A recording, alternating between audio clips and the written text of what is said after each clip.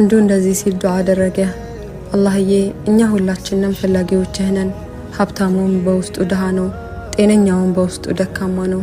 ያገኘውም ያጣውም፣ የተማረውም ያልተማረውም፣ ትልቁም ትንሹም ሁላችንም በአንተ ፊት እኩል ድሆችና ያንተን እገዛ የሚያስፈልገን ፍጥረታት ነን። ኢላሂ የውስጣችንን የማይነገረው ሚስጥር ማንም የማያይልንን ስውር ስብራትና ጭንቀት የምታውቅልን አንተ ብቻ ነህ። ያ ከሪም ያጣውና የተቸገረው ከአንተ ሰፊ ሲሳይ ስጠው። ያ ወዱድ የታመመውና በአልጋ ላይ ያለው በፈውስ እጅህ ዳስሰው።